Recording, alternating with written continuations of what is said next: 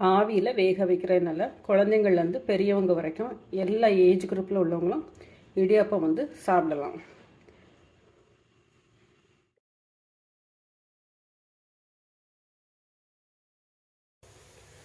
வணக்கம், இது நிலா கிச்சன். இடியாப்பம் வந்து சாஃப்டாக எப்படி பண்ணலாம் அப்படிங்கிறது தான் நான் இன்றைக்கி சொல்லித்தர போகிறேன். இது ரொம்ப ஈஸி. நீங்கள் மாவு மட்டும் எப்போவுமே ரெடி பண்ணி வச்சுட்டிங்கன்னா டக்குனே பண்ணிடலாம். பச்சரிசி மட்டும் நல்லா கழுகிட்டு ஒரு 4-5 வாட்டி வாஷ் பண்ணிடுங்க. வாஷ் பண்ணிவிட்டு அதுக்கப்புறமா ஊற வச்சு அரைச்சிங்க அப்படின்னா இடியாப்பம் வந்து நல்ல கலராட்டு ஒயிட்டாட்டு கிடைக்கும்.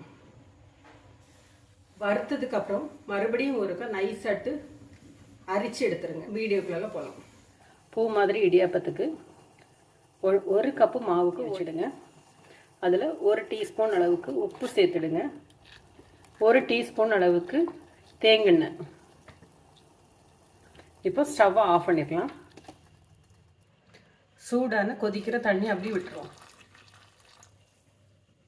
இப்போ கலந்துரும்.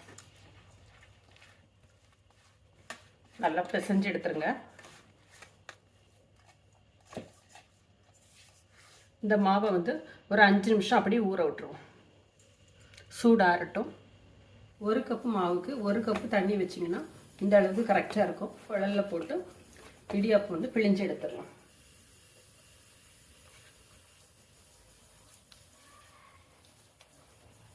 இடியாப்ப தட்டில் இலை போட்டிருக்கேன். இதில் இப்போ பிழிஞ்சிடலாம்.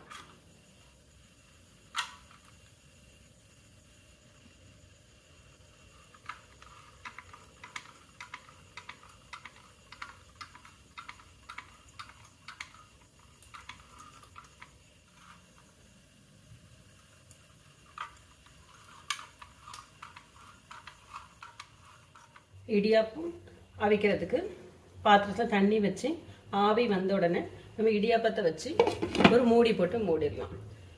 ஒரு 5 மினிட்ஸில் இது ரெடி ஆயிடும். நீங்கள் மாவு எடுக்கச்சுல நல்ல கலரான ஒயிட் கலரில் உள்ள நல்ல மாவாட்டு எடுங்க. அதில் ஒரு சின்ன கட்டி கூட இல்லாத அளவுக்கு நல்லா வறுத்து மறுபடியும் ஒருக்கா அரிச்சு வச்சுடுங்க. சல்லடையில் போட்டு அரிச்சு வச்சுக்கிட்டிங்கன்னா அந்த இடியப்பம் பண்ணுறதுக்கு ஈஸியாக இருக்கும். இடியாப்பம் வந்து ரெடி ஆயிடுச்சு. இப்போ இதை வந்து பிளேட்டிங் பண்ணிடலாம். நம்மளோட இடியாப்பம் வந்து ரெடி ஆயிடுச்சு. எவ்வளோ சாஃப்டாக இருக்குது பார்த்திக்கலாம். அந்த மாவு வந்து நல்லா ஒயிட்டாட்டு இருந்ததுன்னா இடியாப்பம் இதேமாரி நல்லா கலராக ஒயிட்டாக இருக்கும்.